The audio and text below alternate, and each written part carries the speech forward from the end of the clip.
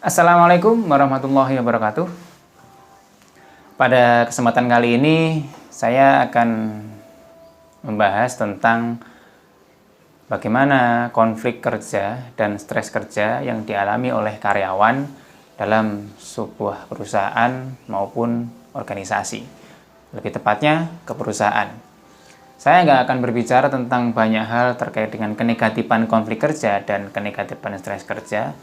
Cenderung nanti lebih ke hal yang positif. Bagaimana mengelola konflik kerja dan stres kerja itu menjadi lebih positif, bukan selalu negatif. Nah, yang pertama, kalau kita berbicara tentang konflik kerja, apa sih itu konflik kerja? Secara teori, konflik kerja itu permasalahan yang timbul dan terjadi antara individu maupun kelompok dalam pekerjaannya, dalam perusahaannya. Itu konflik kerja. Sedangkan stres kerja, suatu hal yang dialami oleh karyawan terkait dengan konflik kerja. Kalau membahas konflik kerja dan stres kerja, orang cenderung pasti akan berpikiran negatif, negatif, negatif. Padahal, konflik kerja dan stres kerja itu bisa juga meningkatkan produktivitas perusahaan. Bisa juga meningkatkan motivasi karyawannya supaya lebih berkembang. Karena kadang ketika ada konflik dan stres itu, kita menjadi lebih punya inovasi, ide-ide, dan pendapat yang mungkin akan membantu perusahaan dalam meningkatkan produktivitas kinerjanya. Berbeda hal ketika karyawan itu menganggap konflik dan stres kerja itu negatif. Itu akan menjadi masalah tentunya dan akan mempengaruhi kinerjanya. Konflik dan stres kerja ini bisa terjadi internal maupun eksternal.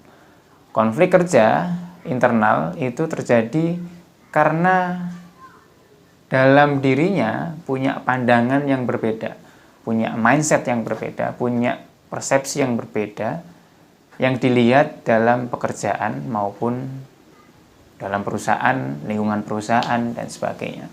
Sama aja dengan stres kerja, secara internal itu terjadi karena pikirannya itu memang tidak mengharapkan hal tersebut terjadi.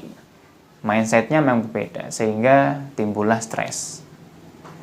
Lalu yang eksternal itu lebih pada lingkungan organisasinya, dari pimpinannya, dari timnya, dari karyawan lain, dengan komunikasi antara pimpinan dan karyawan yang lain, itu timbul secara eksternal. Atau juga tugas yang mungkin terlalu banyak, atau nggak ada waktu libur misalnya, atau gajinya sedikit, antara pekerjaan dan gaji tidak sesuai, itu kan juga masalah eksternal yang dialami oleh karyawan.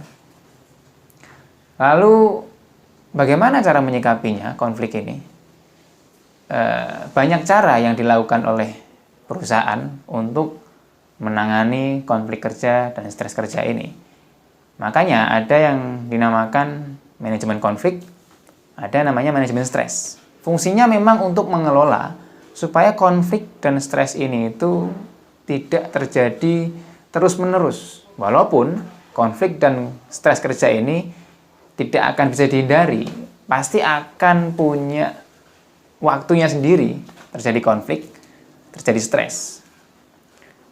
Ya, paling gampangnya ya, orang-orang itu punya tujuan masing-masing, punya motivasi masing-masing, sehingga akan sikut kanan sikut kiri untuk mencapai tujuannya, mengorbankan pihak lain untuk mencapai tujuannya.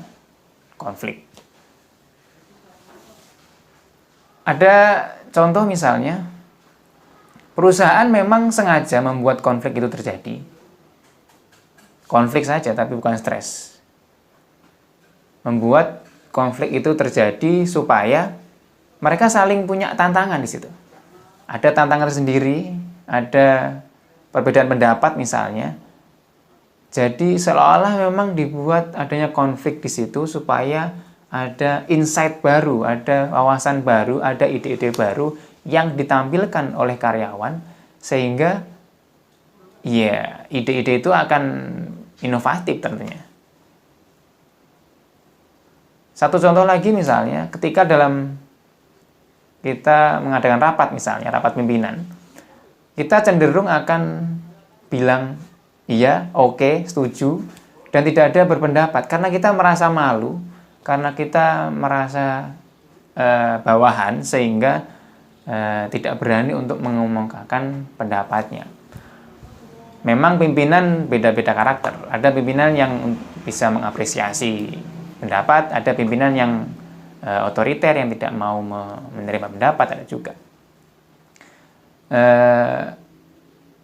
Kembali tadi, berpendapat dalam rapat misalnya, ketika pimpinan itu mengapresiasi dan timbul konflik di situ, konfliknya adalah saya merasa tidak punya andil untuk berpendapat sehingga saya nggak akan berpendapat. Itu konflik. Pimpinan yang mengapresiasi adalah semua disuruh berpendapat sehingga akan timbul ide-ide baru, tidak cuma sudut pandang satu saja, walaupun memang keputusan nanti diambil oleh pimpinan. Setidaknya ada pendapat, ada ide baru, ada ide inovatif yang disampaikan oleh karyawan, yang bisa jadi itu bisa berpengaruh pada produktivitas kinerja. Lalu bagaimana cara menghindari konflik atau menyelesaikan konflik kalau konflik itu terjadi negatif, bukan konflik yang dibuat supaya positif? Cara pertama paling keras adalah dengan paksaan. Tentunya dengan mempunishment, menghukum orang yang konflik, karyawan yang sedang berkonflik. Itu paksaan. Yang kedua, yaitu dengan pendampingan misalnya. Mendampingi karyawan yang konflik supaya konflik itu selesai. Lalu ada kompromi, mengkompromikan supaya selesai. Lalu ada kolaborasi, sehingga nanti timbul win-win solution. Antara karyawan A dan B, semuanya untung, tidak ada yang buntung. Itu berbagai cara untuk mengatasi konflik. Tapi realitanya memang tidak akan bisa dihindari konflik itu dalam perusahaan. Lanjut ke stres kerja. Stres kerja ini memang beda-beda cara orang menanggapinya. Sama dengan konflik juga. Konflik itu orang menganggap, misalnya ada karyawan yang menganggap beban kerja terlalu berat itu timbul konflik dan stres kerja. Tapi ada juga orang yang tidak diberikan beban kerja berat malah stres. Sehingga tergantung kondisinya, masing-masing orang akan berbeda. Sehingga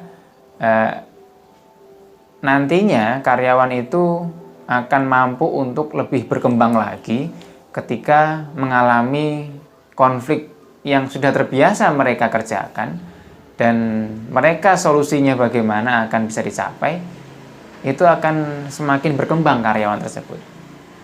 Kalau cuma ya stagnan saja, mereka nggak akan berkembang. Butuh tantangan, butuh adanya trigger untuk menuju ke lebih berkembang lagi. Intinya dari semua tadi, konflik dan stres kerja tidak akan dapat dihindari, tapi kita dapat mengelola konflik dan stres kerja itu menjadi lebih positif. Itu. Sampai jumpa di lain waktu. Wassalamualaikum warahmatullahi wabarakatuh.